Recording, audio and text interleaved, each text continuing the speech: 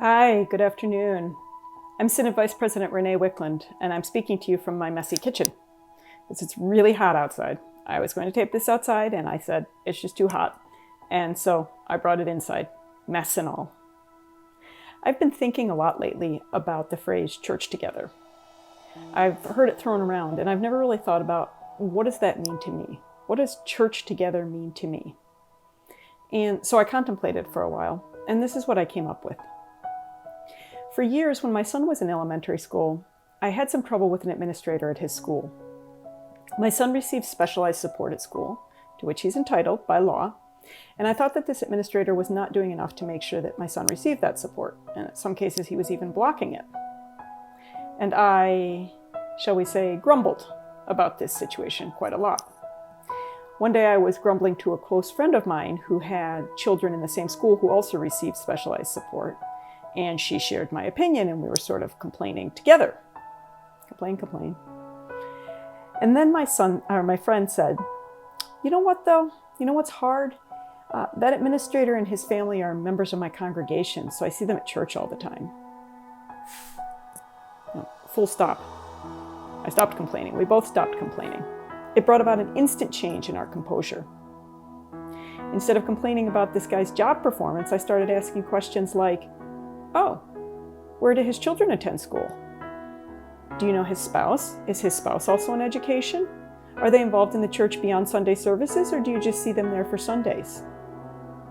It was like instantly, after she mentioned that this administrator is a member of her congregation, I started thinking about him less as just a school administrator, a person tied to a job, and more like a whole human being, with a family and interests and things like that. I think that when the discussion shifts like that, we start to see people as whole. So what is it about being church together? I think that being church together forces us to see our neighbors as fellow children of the loving God, with the same foibles and shortcomings and imperfections that all of us have. Do you remember when you were a child, maybe, you heard Jesus' words in Luke 6? I have them here. But I say to you who hear, love your enemies, do good to those who hate you, bless those who curse you, pray for those who abuse you. That seems straightforward enough. When we receive hate, we respond with love. But what about if we receive something other than hate? What if we're just receiving, inconvenience, boredom, or tedium, or any of the many things that can annoy us when we're dealing with other people? I'm human. We're all human. We tend to judge one another. Think about it. Oh, she talks too much. He complains too much. Well, that family has so much to give, but they never offer.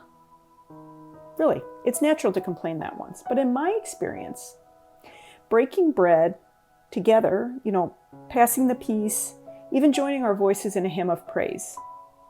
These are shared moments that make those types of judgments harder to sustain. Worshiping together reminds us that we all reside equal in the Lord's eyes.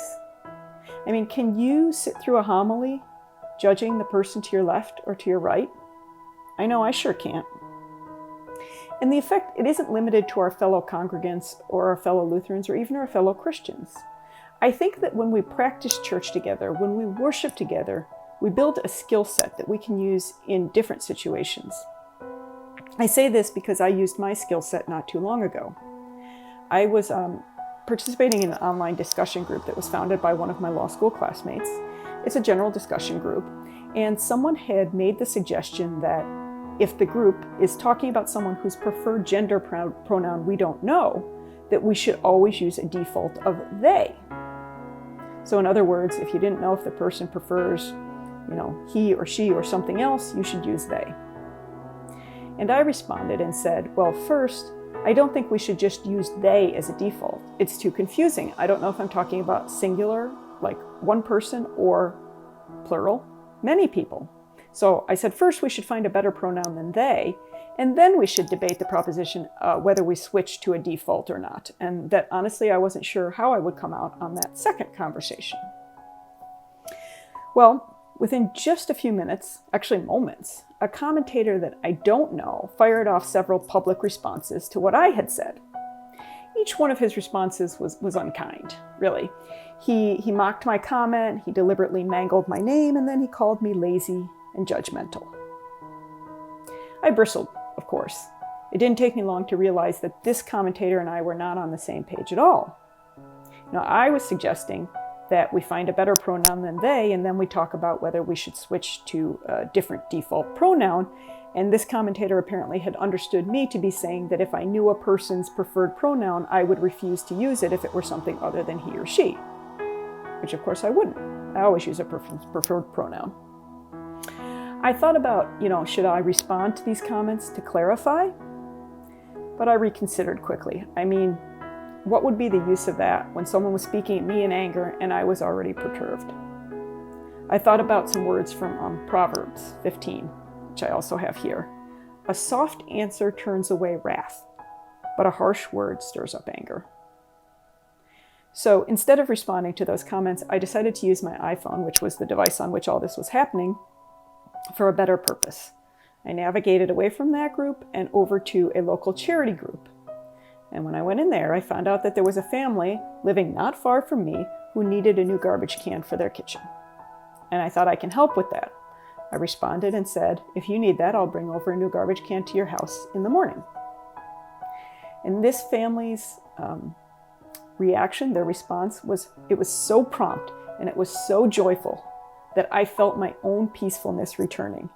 And then, almost without being conscious of the change, I was seeing my interaction with that commentator in a different light.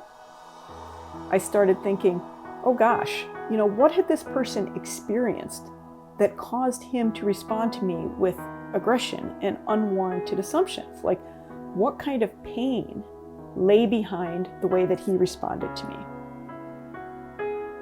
So as I look back on that whole incident, I realized that what intervened, that is, what prevented me from striking in anger with even more anger, was a flash of church together. Really, I had a moment of remembering, like I remember when I'm worshiping, that everything looks different in the light of God's unwavering love and acceptance. Coming together to worship and serving others in Jesus' name are the ways in which we understand our role in creation. I feel like if we are called to welcome any person into the pews to worship, then we're also called upon to remember that those pews extend, at least figuratively, out of the church building and into the wider world. We often sing the song, "They Will Know We Are Christians by Our Love."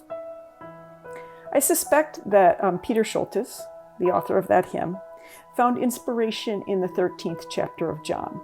I have that here. It says, "A new commandment I give unto you, that you love one another. As I have loved you, that you also love one another. By this shall all people know that you are my disciples, if you have love for one another." Jesus' message is about the siblinghood of all humanity. Being church together is how we practice his commands. We create a love that radiates outward. And that's what church together means to me. Thank you, friends. I'll see you soon.